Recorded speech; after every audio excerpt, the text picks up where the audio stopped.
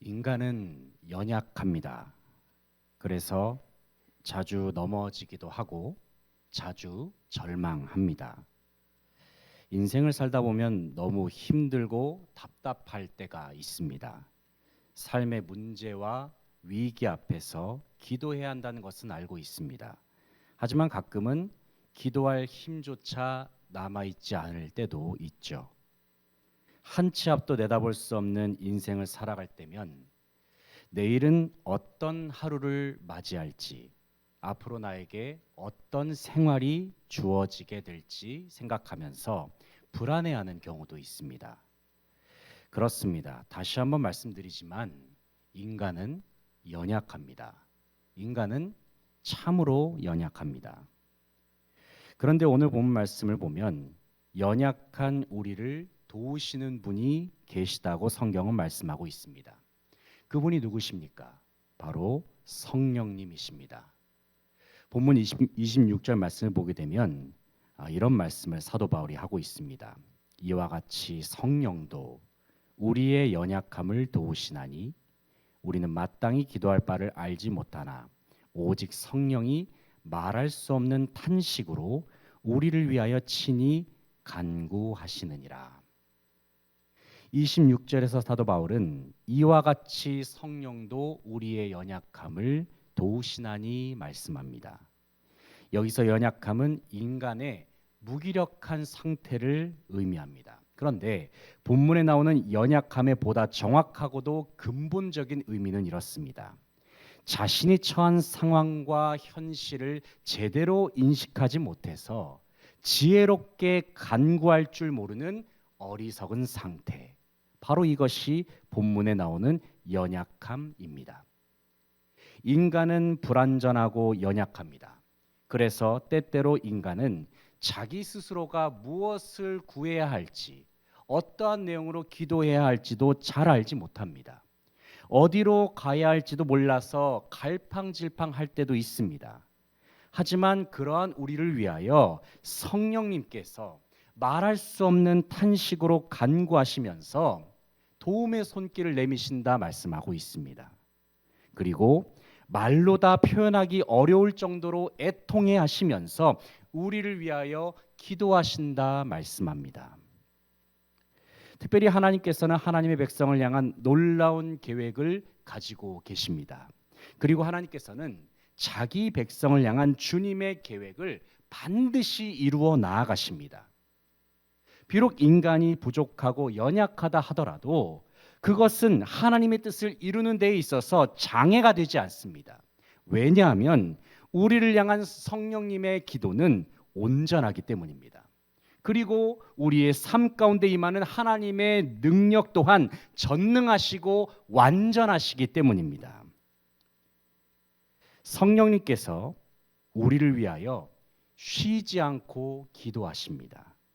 그렇기 때문에 우리는 절망과 어려움 속에서도 소망을 발견할 수가 있습니다. 성령님께서는 애통해 하시면서 우리를 위하여 간절히 기도하십니다. 그렇기 때문에 우리는 쓰러지고 넘어지는 순간에라도 다시 일어설 수 있습니다. 사랑하는 성도 여러분, 이 시간 우리를 위한 성령님의 기도를 기억할 수 있기를 바랍니다.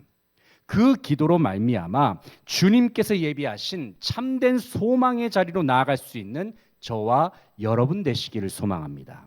그렇다면 우리를 위한 성령님의 기도는 우리의 삶 속에 어떠한 유익을 주고 또 어떠한 축복을 경험케 하실까요?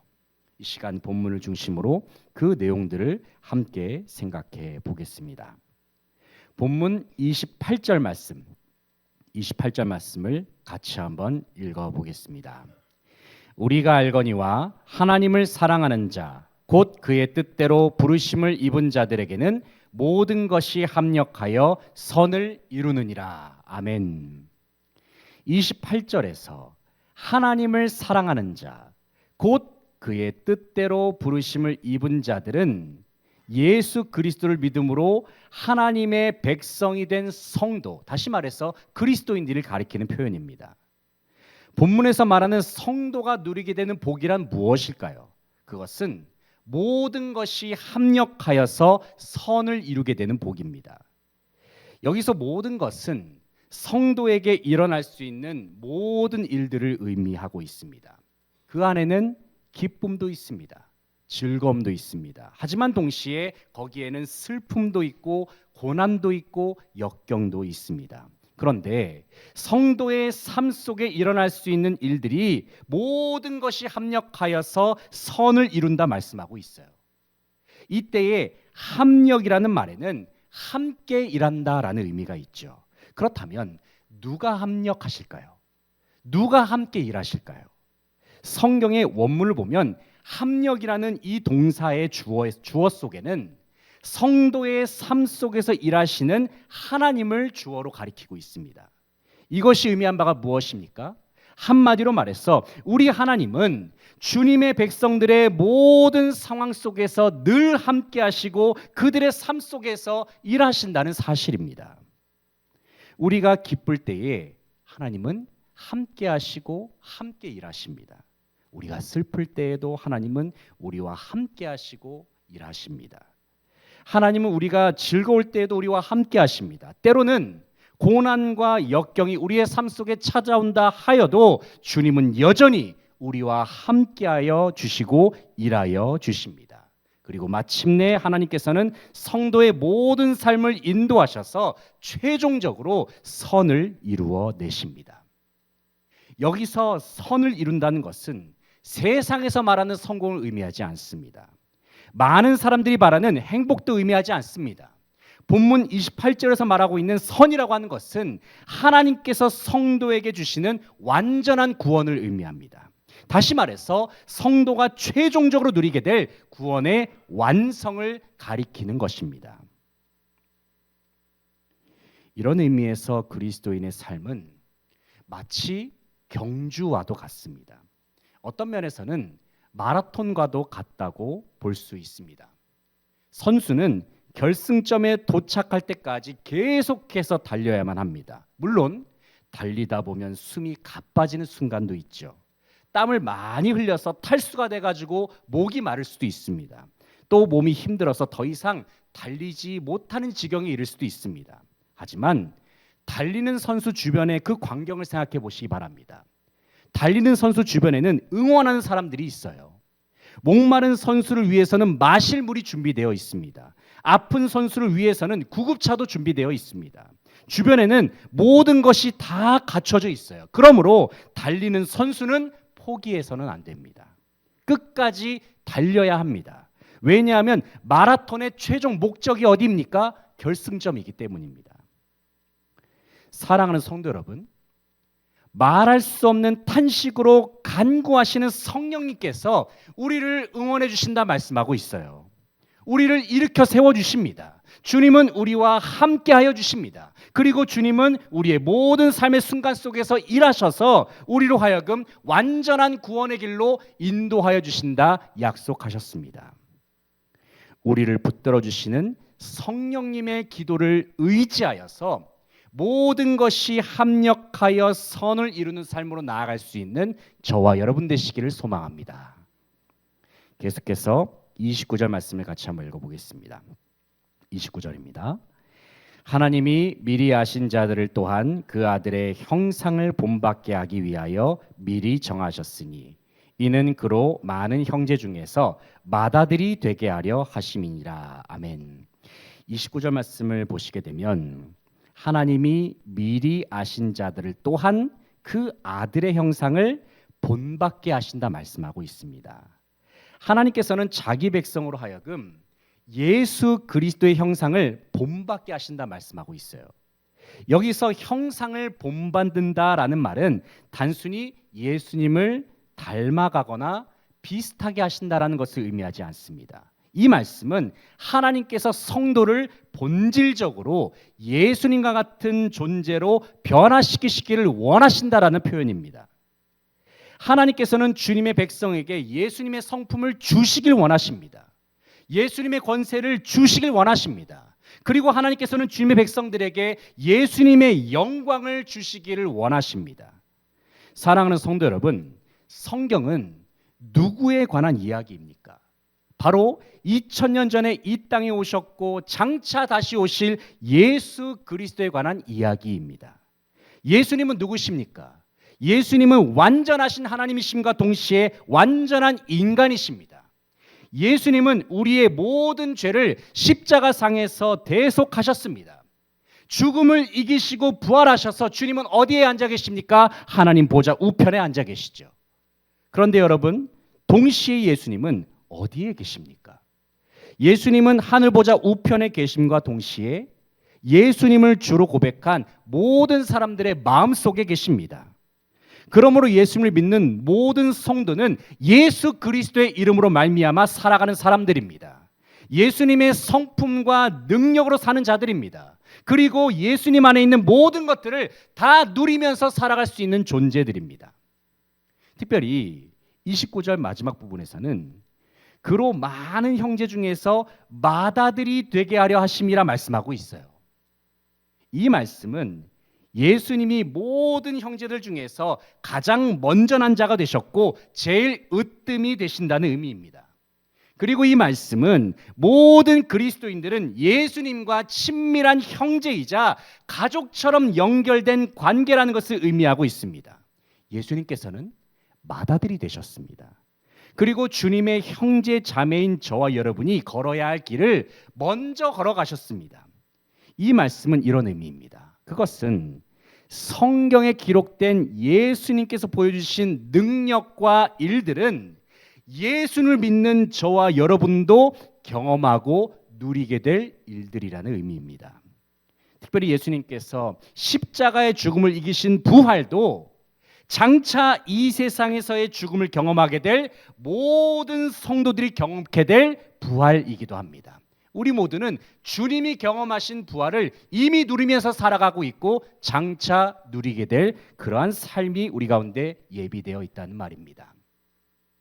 사랑하는 성도 여러분, 우리는 맏아들이요 첫 열매 되시는 예수님을 본받는 자들임을 믿으시기 바랍니다. 아니, 단순히 본받는 자인 것을 넘어서서 저와 여러분은 장차 예수님과 같이 변화되는 축복을 온전히 누리게 될 것입니다. 말할 수 없는 탄식으로 간구하시는 성령님께서는 우리로 하여금 하나님의 형상을 본받는 삶으로 나아가도록 인도하여 주십니다.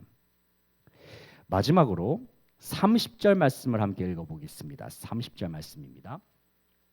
또 미리 정하신 그들을 또한 부르시고 부르신 그들을 또한 의롭다 하시고 의롭다 하신 그들을 또한 영화롭게 하셨느니라. 아멘. 30절을 보면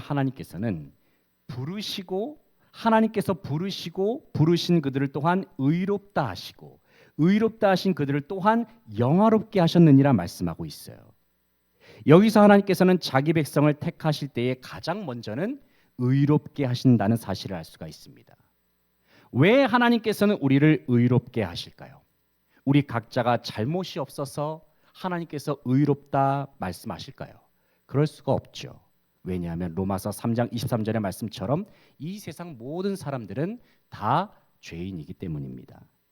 그럼에도 불구하고 하나님께서는 자기 백성을 부르셔서 의롭다 하시기를 원하십니다. 그 이유가 무엇일까요? 왜냐하면 하나님의 전적인 은혜와 사랑이 바로 저와 여러분을 향해 있기 때문에 그렇습니다. 자격 없는 우리 스스로가 하나님의 자녀가 되는 것, 하나님의 백성이 되어서 주님의 권세와 능력을 누리면서 산다는 것은 참으로 믿기지 않는 일입니다. 아무리 생각해 보아도 그 은혜가 너무나도 크고 놀랍기 때문에 다 보답할 길도 없고 다 갚을 길도 없습니다. 우리가 할 수 있는 것은 그저 소리 높여 주님을 찬양하고 예배하는 것뿐입니다. 예배하는 가운데 주님의 영광을 소리 높여 외치는 것뿐입니다. 왜 그래야 할까요? 왜냐하면 하나님께서 우리에게 베푸신 은혜가 너무나도 크고 놀랍기 때문입니다. 그런데 30절 마지막 부분에서 하나님께서는 우리를 의롭게 여기실 뿐만이 아니라 영화롭게 하신다 말씀하고 있어요. 이 말씀은 성도가 완전하신 하나님의 영광에 참여하면서 살게 될 것을 의미하는 말입니다.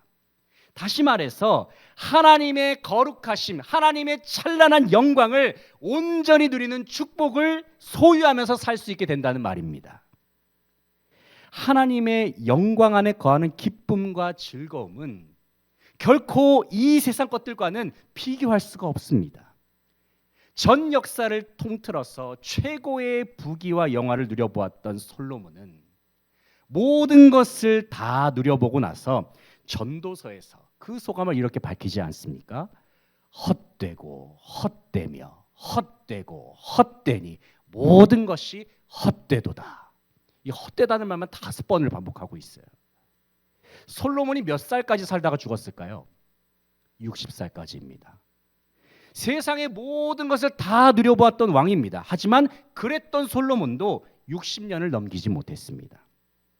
이런 것을 생각해 보면 세상의 모든 것들은 참 헛됩니다. 그 어디에도 영원한 것은 없습니다.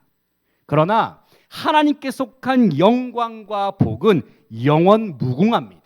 결코 사라지지 않습니다. 완전한 만족을 줍니다. 완전한 기쁨과 즐거움을 줍니다. 그리고 완전한 평안을 우리의 삶 속에 허락하여 주십니다. 사랑하는 성도 여러분, 하나님께서는 예수님을 믿는 저와 여러분에게 완전한 하나님의 영광을 예비하여 주셨습니다. 그래서 우리를 의롭게 하신 것입니다. 그래서 우리를 영화롭게 하신 것입니다. 그리하여 결국에는 완전한 하나님의 영광을 누릴 수 있도록 우리의 삶을 이끌어 주신 것이죠. 때로는 세상을 살아가는 동안에 상황이 내 뜻대로 풀리지 않아서 답답할 때가 있죠. 예상치 못한 일로 말미암아 불안할 때가 있습니다. 우리를 짓누르는 고난의 무게로 말미암아 힘겨울 때도 있습니다. 그러나 여러분 기억하시기 바랍니다. 하나님께서는 저와 여러분의 인생 가운데 주님의 완전하신 영광을 이미 우리 가운데 선물로 주셨다는 사실입니다. 우리를 위하여 말할 수 없는 탄식으로 간구하시는 성령님께서는 저와 여러분의 삶을 의의 자리로, 영광의 자리로 인도하여 주실 것입니다. 이제 말씀을 정리하겠습니다. 사랑하는 성도 여러분, 우리는 부족하고 연약합니다. 하지만 하나님은 우리의 연약함을 이미 다 아시고 계십니다. 그리고 성령님은 우리의 연약함을 도우셔서 말할 수 없는 탄식으로 기도하고 계십니다. 성령님의 간절한 기도는 모든 것을 합력하여서 선을 이루게 하십니다. 성령님의 간절한 기도는 우리로 하여금 하나님의 형상을 본받게 하십니다. 성령님의 간절한 기도는 우리로 하여금 완전한 하나님의 영광의 자리로 인도하여 주십니다. 그러므로 언제나 우리와 함께 하시고 우리를 도우시는 성령님을 기억하고 바라보고 의지할 수 있는 저와 여러분 되시기를 소망합니다. 성령님께서 보여주시는 완전한 하나님의 계획을 바라보시기 바랍니다. 그래서 낙심의 자리, 절망의 자리에서 다시금 일어나서 주님과 동행함으로 결승점까지 주님이 기다리시는 그곳으로 최선을 다해서 달려갈 수 있는 사랑하는 모든 성지의 성도들 다 되실 수 있기를 간절히 바라고 소망합니다.